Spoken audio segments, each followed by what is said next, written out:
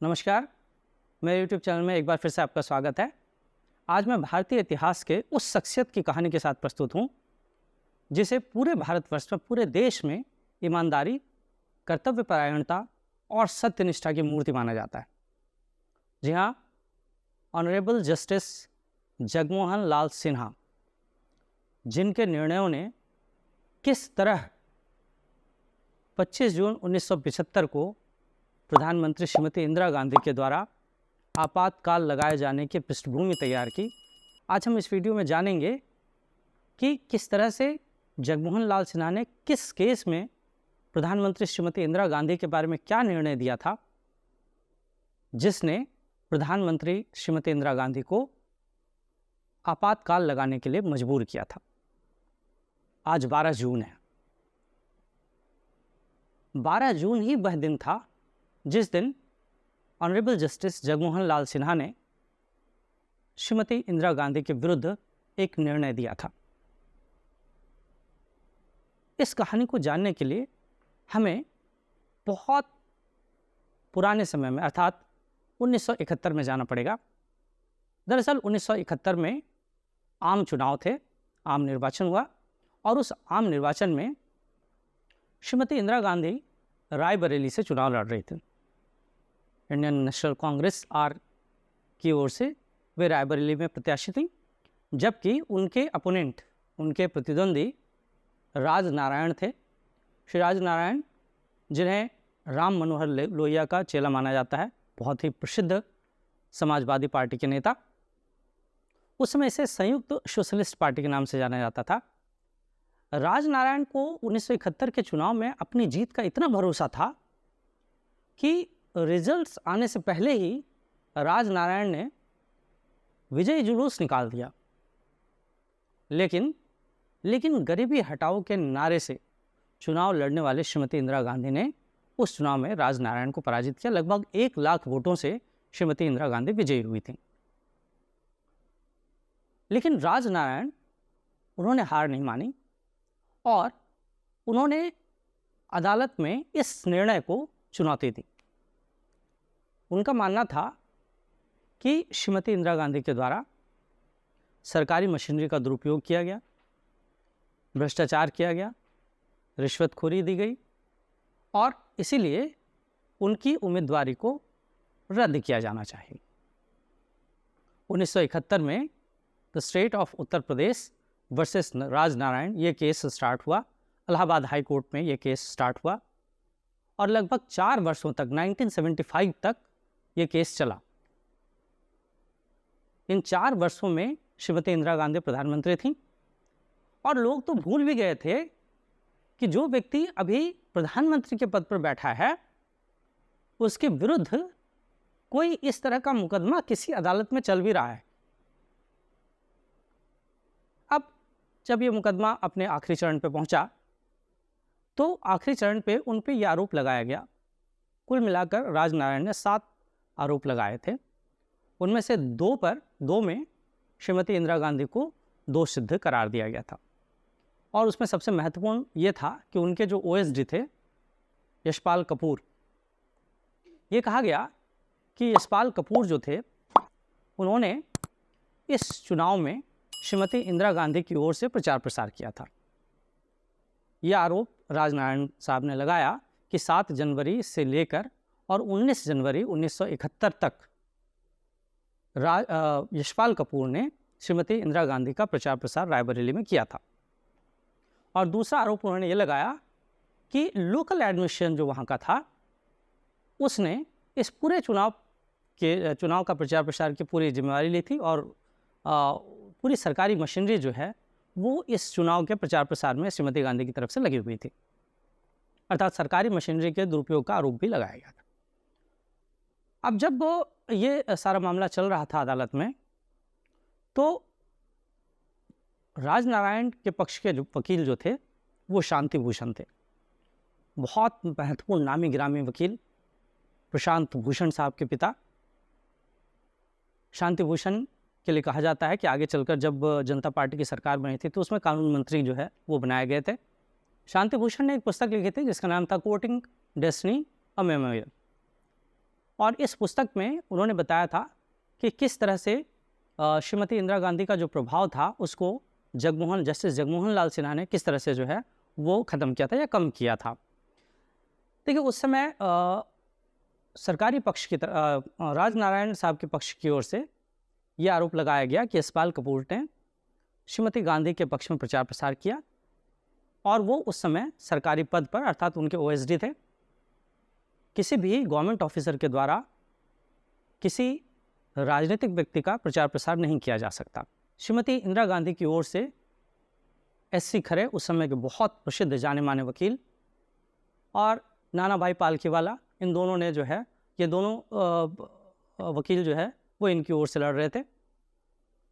इन्होंने दलील रखी कि उनका इस्तीफ़ा जो है वो 13 तारीख को दे दिया गया था। उन्होंने सरकारी पद से इस्तीफ़ा दे दिया था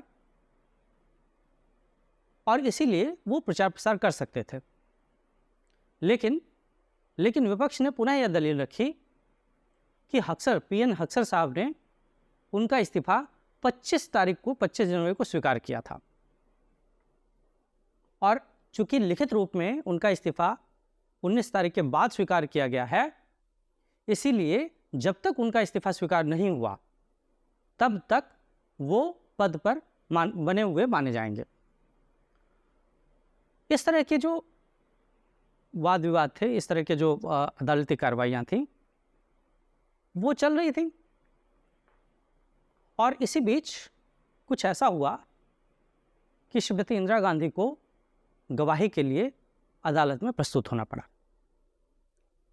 प्रशांत मेहता साहब ने एक पुस्तक लिखी है, the case that Shuk India, और इस पुस्तक में उन्होंने लिखी है कि अदालत की ओर से गवाही के लिए कोई समन उनके पास नहीं गया था, बल्कि श्रीमती गांधी स्वयं गवाही के लिए आना चाहते थे। दरअसल हुआ ये था कि संभवतः यशपाल कपूर साहब का जो बयान था उस बयान से उनका केस कमज़ोर हो रहा था, इसीलिए उनके वकीलों की सलाह पर श्रीमती इंदिरा गांधी गवाही के लिए प्रस्तुत होने को राजी हो गई थी। शांति भूषण साहब ने कोर्टिंग डेस्टिनी में ये लिखा है कि जिस दिन 18 मार्च 1975 को श्रीमती इंदिरा गांधी को उस कोर्ट में, उस अदालत में, इलाहाबाद हाई कोर्ट में उपस्थित होना था गवाही के लिए, उससे पहले जज की कुर्सी पर ऑनरेबल जस्टिस जगमोहन लाल सिन्हा पहुंच चुके थे। थोड़ी देर में श्रीमती इंदिरा गांधी आने वाली थी। जगमोहन सिन्हा साहब ने पूरी अदालत को, पूरे कोर्ट को, जो कि खचाखच भरी हुई कोर्ट थी क्योंकि श्रीमती गांधी आने वाली थी, ताकीद करते हुए कहा कि इस कोर्ट में प्रधानमंत्री के आने पर भी इस कोर्ट की कार्रवाई में किसी भी तरह की कोई खलल नहीं पड़नी चाहिए, इसीलिए प्रधानमंत्री के आने के बाद भी कोई खड़ा नहीं होएगा। और ऐसा ही हुआ। जब श्रीमती गांधी कोर्ट परिसर में पहुंची, कोर्ट के अंदर दाखिल हुई, रूम के अंदर दाखिल हुई, तो प्रधानमंत्री के सम्मान में भी केवल उनके वकील को छोड़कर कोई खड़ा नहीं हुआ। साथ ही साथ ये भी कहा जाता है कि गवाही के लिए जो उनकी कुर्सी लगाई गई थी, वो कुर्सी, पहले ये निर्णय हुआ था कि कुर्सी इतनी ऊंची हो कि श्रीमती गांधी श्री सिन्हा से face to face eye contact बनाकर आमने सामने बात कर सके, इतनी ऊंची कुर्सी होनी चाहिए थी। लेकिन जस्टिस सिन्हा ने उसे भी अस्वीकार कर दिया और उनकी कुर्सी जज की कुर्सी के नीचे रखी गई। इस तरह से न्यायपालिका के सम्मान को श्री सिन्हा ने बनाए रखा। ये कहा जाता है कि शांति भूषण एक बहुत ही मंझे हुए वकील थे और जिस दिन, पहले दिन श्रीमती गांधी जिरह के लिए पहुंचे थी, गवाही के लिए पहुंचे थी, उस दिन बहुत से आसान से सवाल जो है वो शांति भूषण से ने उनसे पूछे थे। बाद में कई जो विपक्षी दल के नेता थे उन्होंने शांति भूषण को ये कहा भी कि आप इतने आसानी से उनको इतने आसान सवाल क्यों पूछ रहे हैं। तब श्री शांति भूषण ने कहा था कि मैं तो अभी चारा डाल रहा हूँ, आगे देखिए क्या होता है। दूसरे दिन पुनः जो है गवाही के लिए उनको बुलाया गया और दूसरे दिन जब उनकी उम्मीदवारी को लेकर चर्चा चल रही थी तो एक बड़ा रोचक सा वाकया हुआ। उम्मीदवारी को लेकर श्रीमती गांधी से सवाल पूछा गया कि उनकी उम्मीदवारी रायबरेली के लिए किस दिन नियत की गई थी। तो ये इसमें जो है, जो श्रीमती इंदिरा गांधी के पक्ष से जो डेट रखी गई थी वो 1 फरवरी रखी गई थी। जो AICC all India Congress committee थी, वहाँ से शांति भूषण ने दस्तावेज निकाले और उन दस्तावेजों में ये तिथि 29 जनवरी लिखी हुई थी। जब श्रीमती गांधी से इस बारे में सवाल पूछा गया तो श्रीमती गांधी ने कहा कि चूंकि जो भाषा है वो भाषा इतनी कानूनी भाषा लिखी हुई थी, इतनी लीगल लैंग्वेज लिखी हुई थी, लॉफुल लैंग्वेज थी, मुझे समझ में नहीं आया। और आप विश्वास माने कि दूसरे दिन अखबारों में ये छपा कि देश के प्रधानमंत्री को कानूनी भाषा समझ में नहीं आती। खैर, इसके पश्चात 12 जून 1975 का दिन, 12 जून, आज 12 जून ही है। 12 जून 1975 का दिन श्रीमती गांधी के लिए एक बुरा दिन था। सूर्योदय से पहले ही श्री DP धर, दुर्गा प्रसाद धर, जो कि गांधी परिवार के, गांधी नेहरू परिवार के सबसे विश्वस्त लोगों में से माने जाते थे, उनकी मृत्यु का समाचार उन्हें मिला। और उसके बाद 12 जून 1975 को 10 बजे जब इलाहाबाद हाई कोर्ट के रूम नंबर 24 में ऑनरेबल जस्टिस जगमोहन लाल सिन्हा विराजमान होते हैं, उन्होंने फैसला सुनाया कि श्रीमती गांधी की सदस्यता रद्द की जाती है और 6 सालों के लिए उनके चुनाव लड़ने पर प्रतिबंध लगाया जाता है। पूरे देश के लिए ये बहुत बड़ा फैसला था। ऑनरेबल जस्टिस सिन्हा ये जानते थे कि वो क्या फैसला दे रहे हैं, और इसीलिए फैसला देने से एक दिन पहले 11 जून को, ऐसा कहा जाता है कि 11 जून को उन्होंने अपने सामने पूरा का पूरा आदेश टाइप करवाया और अपने स्टेनोग्राफर को कहा कि तुम गायब हो जाओ, गायब हो जाओ, अर्थात 12 जून तक तुम किसी को दिखना नहीं, क्योंकि आपसे जो है सवाल करेंगे लोग।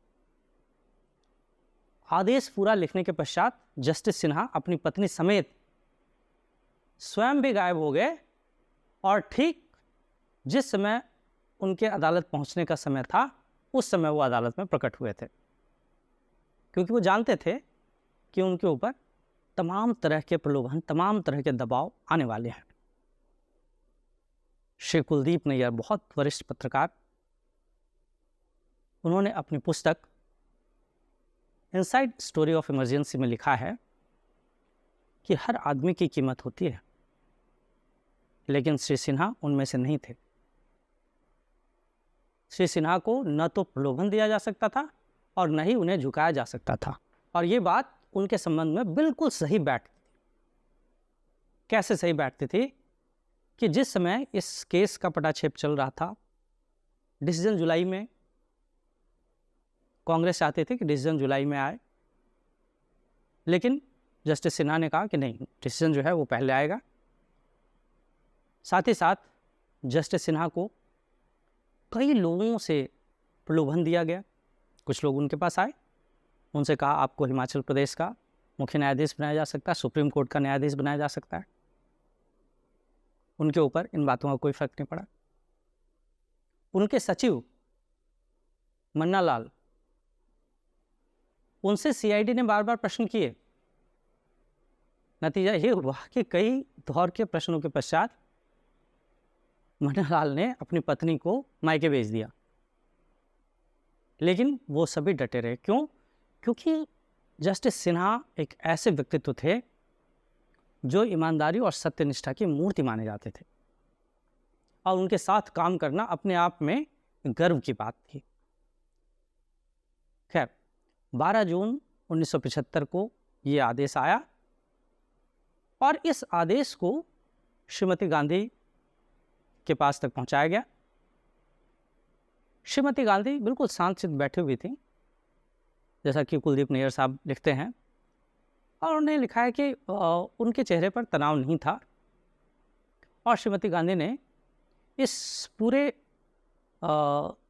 डिसीजन को स्वीकार कर लिया था। इस डिसीजन में यह भी लिखा था कि आज से 20 दिन का समय आपको सुप्रीम कोर्ट में अपील करने के लिए दिया जाता है। साथ ही साथ यह समय इसलिए भी दिया जा रहा है ताकि कांग्रेस अपना एक वैकल्पिक प्रधानमंत्री का चुनाव भी कर ले। श्रीमती गांधी ने उस समय वहाँ राजीव गांधी, संजय गांधी दोनों ही थे। श्रीमती गांधी ने इस डिसीजन को, इस निर्णय को स्वीकार किया और ऐसा कहा जाता है कि उन्होंने अपना इस्तीफा भी टाइप करवा लिया। हालांकि श्री राजीव गांधी, श्री संजय गांधी और अन्य कांग्रेस जनों के दबाव में, या कहें कि उनके सलाह में, श्रीमती गांधी ने इस्तीफा नहीं दिया।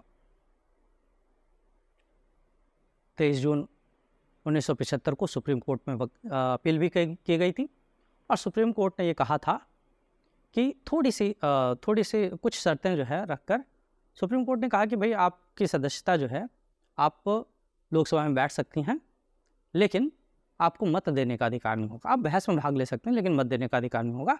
और उसके बाद वहाँ से सुप्रीम कोर्ट में जो है ये केस चला। बाद में हालांकि सुप्रीम कोर्ट ने इस फैसले को पलट दिया था, लेकिन जस्टिस सिन्हा अपने फैसले पर कायम रहे थे और जस्टिस सिन्हा ने उनके विरुद्ध ये फैसला सुनाया था। 12 जून के बाद जो ये फैसला सुनाया गया, इस फैसले के बाद श्रीमती गांधी जानती थी कि विपक्षी दल के नेता इतनी आसानी से चुप बैठने वाले नहीं और विपक्षी दल के नेता निश्चित रूप से प्रधानमंत्री पद से उनके त्याग पत्र की बात कहेंगे, उनके ऊपर दबाव बनाया जाएगा। आगे चलकर ये कहा जाता है कि श्री एस रे, जो कि उस समय पश्चिम बंगाल के मुख्यमंत्री थे, उनकी सलाह पर श्रीमती गांधी ने 25 जून 1975 को आंतरिक अशांति के नाम पर आपातकाल लगाना स्वीकार कर लिया था। इस तरह से 25 जून भारतीय इतिहास में वो दिन है जिसे भारतीय इतिहास में काला अध्याय के नाम से जाना जाता है या काला दिवस के नाम से जाना जाता है। 12 जून का दिन भी कम महत्वपूर्ण नहीं है, क्योंकि इसी 12 जून ने उस 25 जून के लिए एक पृष्ठभूमि तैयार की थी। तो इस तरह से ये एक ऐसी शख्सियत की कहानी मैंने आपको बताई जिसने देश के प्रधानमंत्री को भी, देश के प्रधानमंत्री के विरुद्ध निर्णय देने में भी कोई हिचकिचाहट नहीं रखी, किसी तरह का डर नहीं, किसी तरह का भय नहीं। देश के प्रधानमंत्री के विरुद्ध भी निर्णय देने में किसी भी तरह का कोई बायस्ड नेचर नहीं रखा। तो अपने आप में ऐसी महान शख्सियत को हम सभी नमन करते हैं। मैं उम्मीद करता हूं कि आज 12 जून के दिन श्री जगमोहन लाल सिन्हा को याद करना अपने आप में उनके प्रति एक श्रद्धांजलि होगी। 1982 में वे सेवानिवृत्त हुए। इस तरह से एक महान शख्सियत जिसने एक प्रधानमंत्री को भी अपने निर्णय, एक प्रधानमंत्री के लिए भी अपने निर्णय को किसी तरह से बायस नहीं किया। तो आज की स्टोरी में इतना ही। अगले वीडियो में नई स्टोरी के साथ मैं फिर से प्रस्तुत होऊंगा। थैंक यू, धन्यवाद।